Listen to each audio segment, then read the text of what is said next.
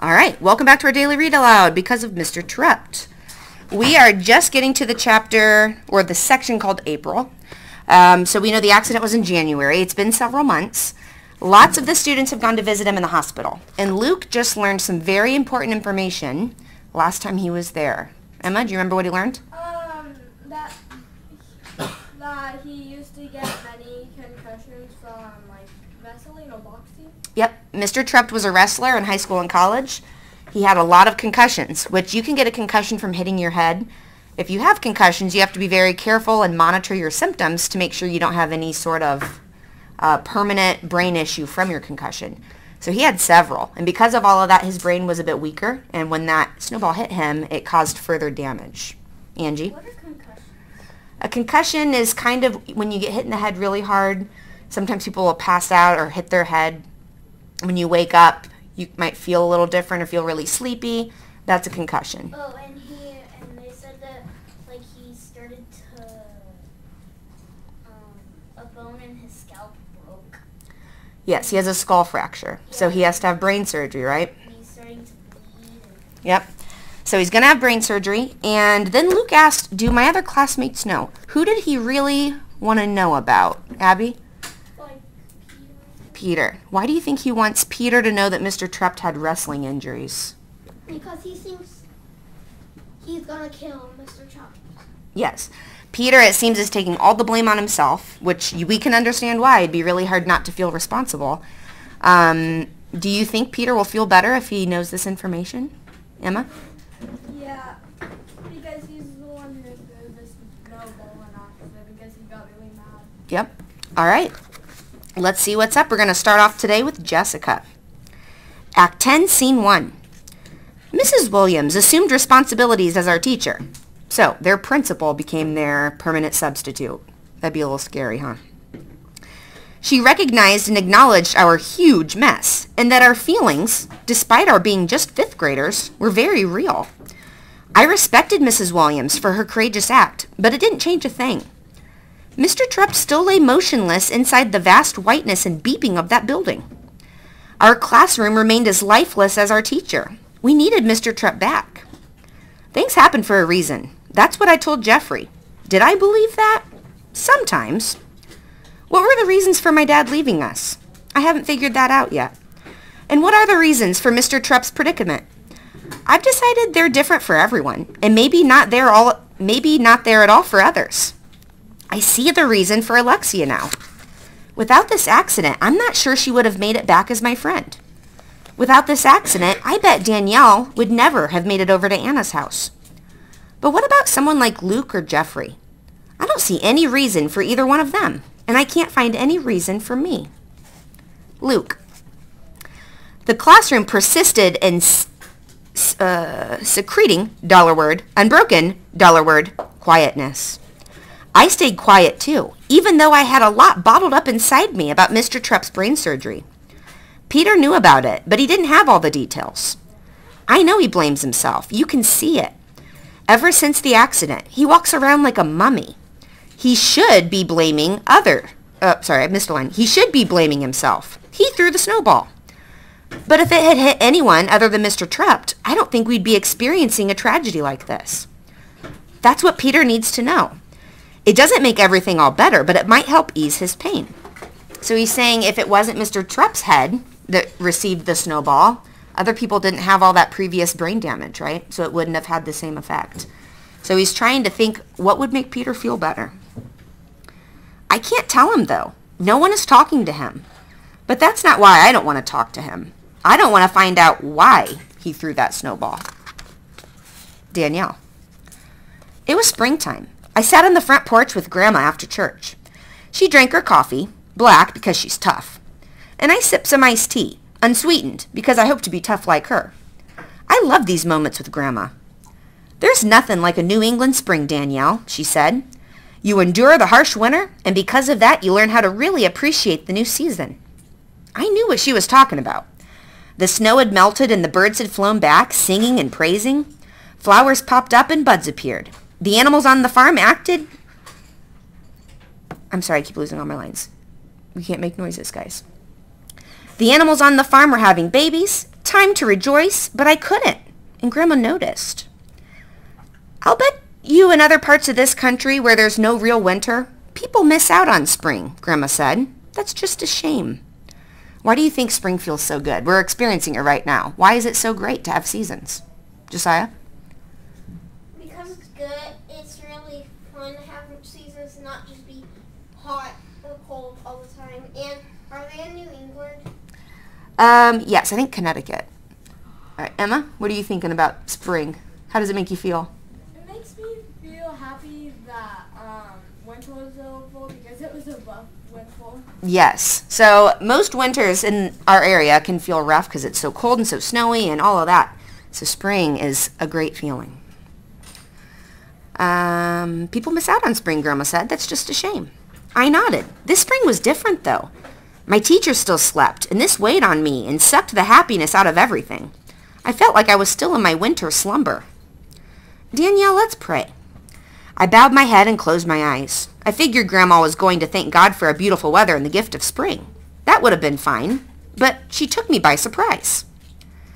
Dear God, Mr. Terupt needs you.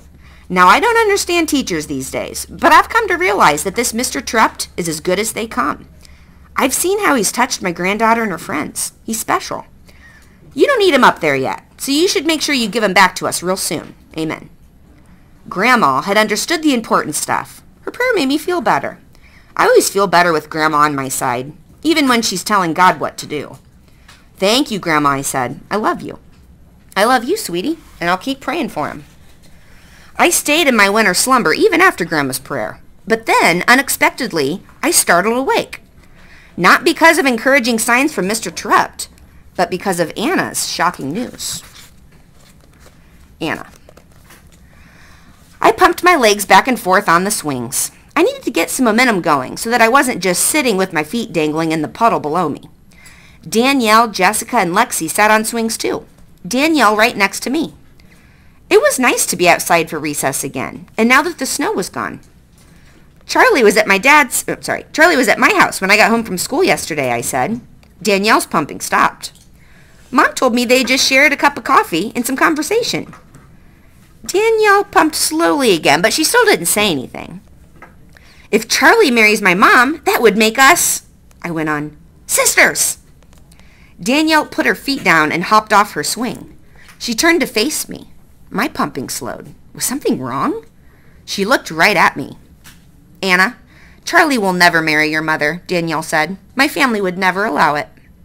So remember, these are the families that don't get along. I stopped my swing. Jessica and Lexi stopped theirs too.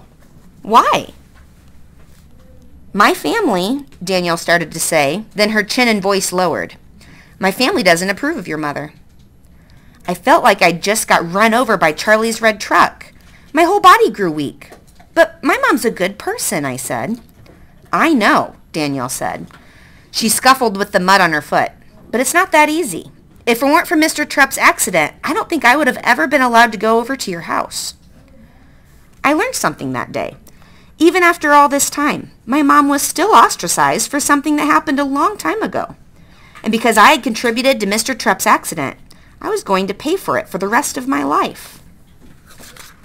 Jessica, Act 10, Scene 2. I discovered another reason for Mr. Terupt's predicament the day Anna and Danielle and I were on the swings. A reason bigger than simply getting Danielle over to Anna's house. That was only a start. Just like Mr. Terupt had helped Lexi reunite with Anna, Danielle, and me, I had to wonder if maybe Mr. Terupt's accident was going to help Danielle's family accept Anna and her mother. I hoped so. Jeffrey. Boring day after boring day puttered by. Life was back to normal, where everything, this is Jeffrey's word, not mine, sucked. We all thought about the same thing, but never talked about it. Not everybody together. Little groups whispered here and there. But that was it. I didn't participate. Too many bad, scary memories. Then something happened to break the silence. All right, so Jeffrey's not doing well with this news. Why do you think he's having a harder time than some of the other kids handling this? Angie? Because, he likes school when he's in the collaborative classroom, and he likes Mr. Terupt a lot. Okay. And now he says boring day after boring day because I think he's sad too, but he just doesn't show it. Yeah. And we know he can relate a lot to this, right? Because of his brother's situation. All right, good. Jessica, Act 10, Scene 3. Enter Miss Kelsey. She is one of the leaders in the collaborative classroom. I came up here today to share some news with all of you, she said, a smile on her face. How could she smile at us like that? Didn't she know? James is going to be leaving school. More sad news, I thought. Great. This is wonderful for James. He's been doing so well in school, he now has a chance to join a classroom like yours in the town where he lives. We stayed quiet. I knew I was supposed to be happy for James, but I didn't feel excited about anything right now. I think everyone felt the same way. Miss Kelsey started to look puzzled. She didn't understand our silence, but Mrs. Williams gave her an encouraging nod. The collaborative classroom would like to invite all of you to a surprise going-away party for James, Miss Kelsey went on. You've invited us to so much and done so much for us that we've decided it was our turn to invite you to something. Plus, James loves you. You guys really made the difference. You are the reason he's improved and gets to move on. We made the difference? I felt good for a second, but then I thought about how none of this would have happened if it weren't for Mr. Terupt. I couldn't feel happy about anything, not without my teacher. Jeffrey. Miss Kelsey brought us good news, and it fired me up. James is leaving, she said. How was that supposed to be good news? Everybody I ended up liking, I ended up losing. Why did I even bother trying? Luke. We made our way down to the collaborative classroom. It was James's surprise going-away party. I wanted to be happy for him, but it was so difficult.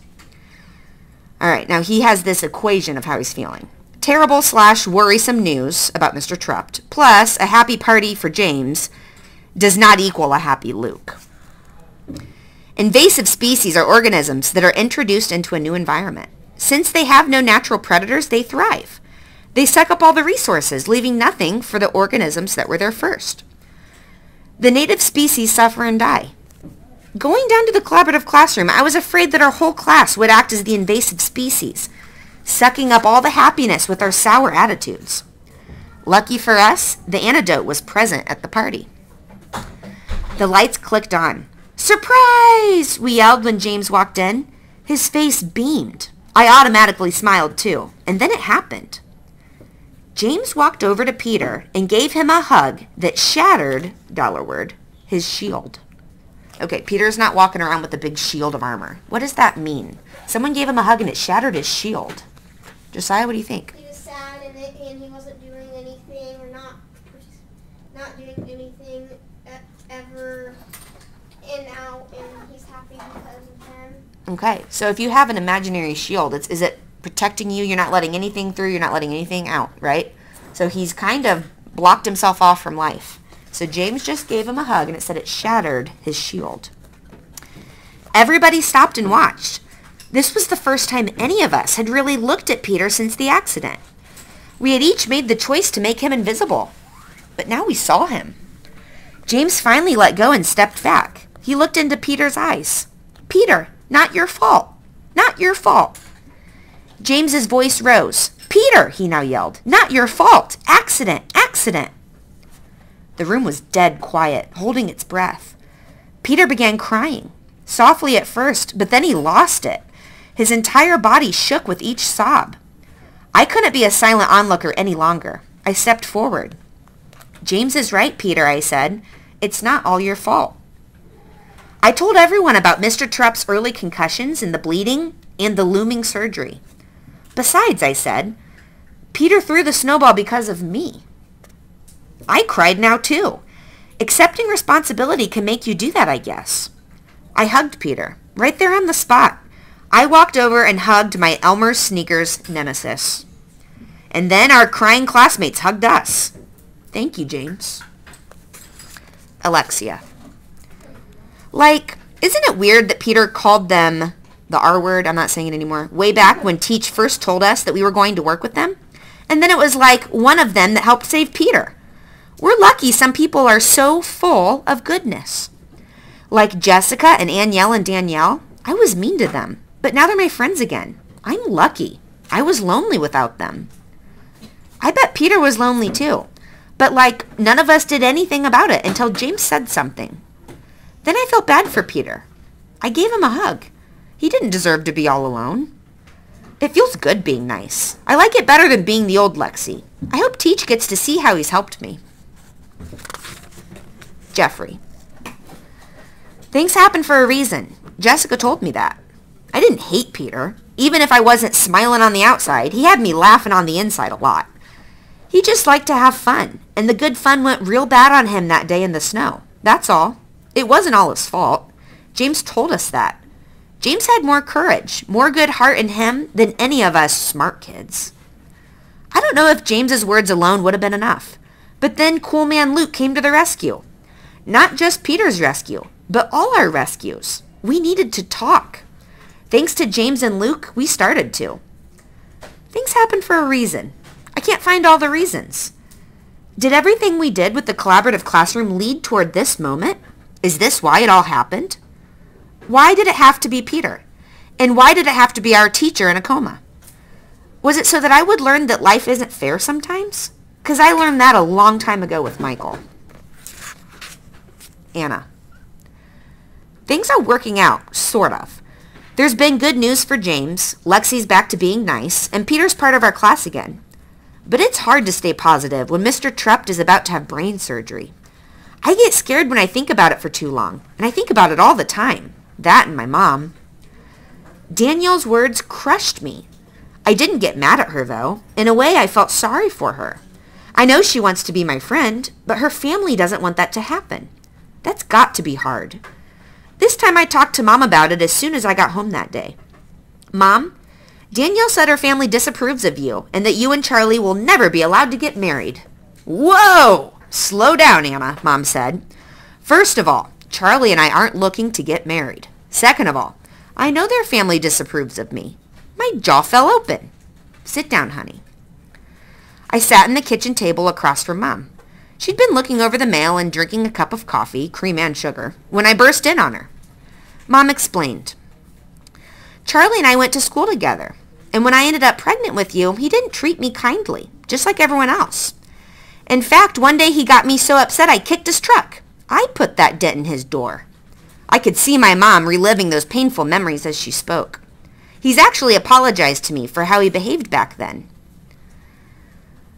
But why would Charlie say sorry if his family disapproves of you, I asked. Danielle's parents and grandparents are pretty old-fashioned and religious, just like my parents, who couldn't find a way to be accepting of me in this situation. They still can't. For a second, I wondered about my mother's mom and dad. I've never met them. Were they really that unforgiving? Were Danielle's? I think Charlie just went along with everyone else when we were teenagers, and now he's ready to think for himself. It's always good to make up your own mind, Mom said. Why is it always good to make up your own mind about something, instead of just listening to what someone else tells you to think? It's kind of my job here to teach you to think for yourself.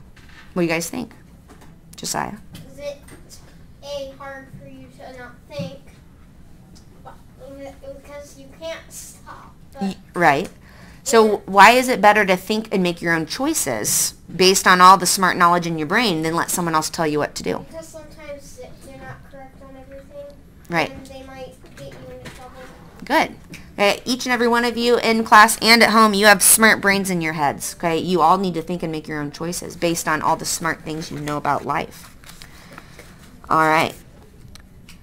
So I have Mr. Terupt to thank. If it weren't for his accident, Danielle might never have come over, just like she said.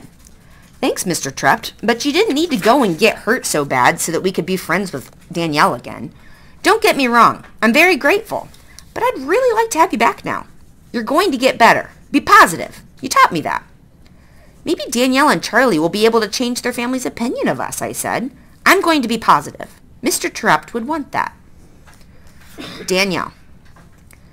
I know what it's like to have people gang up on you. Being big, I learned real quick. It stinks. I never thought I'd do that to someone else, but I did, and I didn't even realize it. Peter must have felt that no one in the whole wide world liked him. I see it now, but I didn't see it when it was happening, when it mattered the most. Not until James and Luke made me open my eyes. Selfishness caused me to be blind. I only thought about how bad I felt. I'm not saying I would have done anything different had I seen it earlier. I'm just glad it changed for all of us. Luke told us that Mr. Terupt's going to have brain surgery. All the girls started crying when he told us that, and the boys didn't make fun of us for it. Not like every other time. Luke kept talking. He told us about Mr. Terupt's wrestling and concussions, and it not being all Peter's fault. It was an accident, a real honest accident, with lots of us to blame. Luke said that Peter threw the snowball because of him. But he wasn't the only one who got Peter mad that day. Others of us started confessing. I prayed for God to cleanse us all. I hugged everybody at James's party. I was sorry for so much, but really sorry for Peter.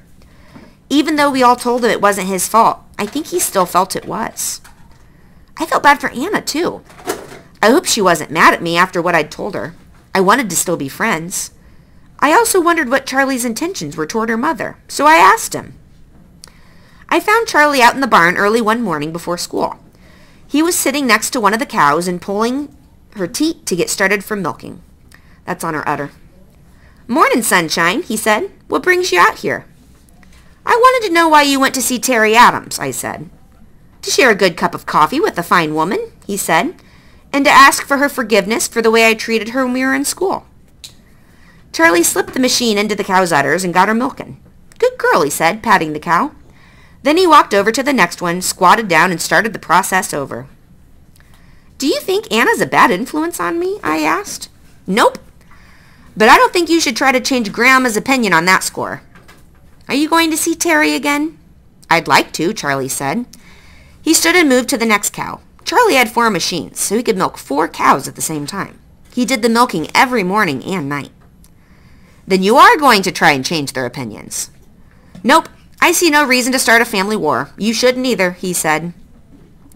"That's easy for you to say. You can just drive yourself over there whenever you want. Sooner or later, my teacher won't be in the hospital any longer. He'll either be back or in the ground, and I won't have any reason to go over to Anna's house. I want to be friends with her and her mother. I like them." Charlie stopped what he was doing and looked at me. "Let's cross that bridge when we come to it," he said, "and let's continue to pray for that teacher of yours." "Do you think he'll make it through the surgery?" "I don't know," Charlie said. "I wish I could tell you, but I only know animals." He walked over to me and put his arm around me, giving me a little squeeze. "It's time for you to catch the bus. Go on. Have a good day at school, Sunshine." He made me smile a little. I hoped I didn't smell too much like the barn. All right, last chapter. Jeffrey. If anyone knows silence, it's me. The silence in our classroom wasn't the worst. There was always someone you could turn to and whisper. It contained tons of sadness and guilt, but it wasn't absolute. Even Peter's silence was over. He was lucky. My silence at home pressed on, with nobody for me to turn to, and with nobody in sight to rescue me. That silence was absolute. The only company in the house was more sadness and guilt. But somewhere along the way this year, Terupt taught me to see things different, to think about things different, to think about more than just me. It was always my silence and my fault. But now I started to think about Mom's silence and Dad's silence, Mom's fault and Dad's fault. They were hurting too.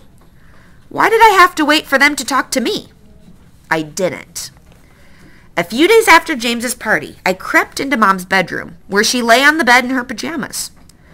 So remember, she's the mother that hasn't been out of her pajamas in about a year. She's kind of just shut down.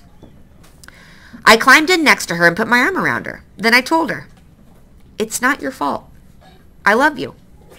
She didn't do anything, but I lay there and fell asleep, holding my mom. When I woke up, I felt good. I hoped my words had helped her. I thought of Terupt as I walked out of her bedroom. He'd helped me reach out. I missed him. I wished I had a chance to tell him how I felt, too. I wanted him back so bad. I found Dad sitting in a chair in the family room, better called the be-alone room in our house. He was home, so I must have slept for a while. I wondered if he'd seen me with Mom. Immediately, I knew it was going to be much harder for me to say those same words to him. We never talked to each other like that, not even before Michael died. "Hi, Dad." I sat on the sofa near his chair. "I saw you in there with your mother," he said. "She needs you, Jeffrey. You might be the only one who can help her. Dad, it's not your fault. I blurted it out. He didn't say anything. I knew my words surprised him, that they hit hard. I got up and went over and hugged him. I love you, I said. I let go after a few seconds and headed out of the room. It's not your fault either, Dad said before I was gone. I heard his voice breaking up as he said it. I felt that good feeling again and thought of Terupt. I thought about what my dad said about Mom needing me. I didn't know what else to do. So every day after school, I started going home and resting next to her in bed. It felt like the right thing to do. I tried. Terupt taught me that too. All right. So Jeffrey's obviously changing a lot. How do you think he's changed from the very first page when we read about Jeffrey till now? Cadence? First he was like all down and sad, but now he's like feeling good that he actually said the words. Yeah. He's just trying. Is that a big change to go from not trying to just trying? That's a big change. Josiah? Didn't he say his parents didn't talk? Yep. I thought they have special needs. So they don't have special needs, but their son is the one that passed away. So after that happened, they've just really kind of been in a hole, just feeling really bad. So he's trying, right? Do you raise your hand? We'll just do a hand poll. Raise your hand if you think Jeffrey will help his parents kind of get out of their dark hole. I'm hoping so. All right, that's most of you. All right, friends at home, we'll see you next time.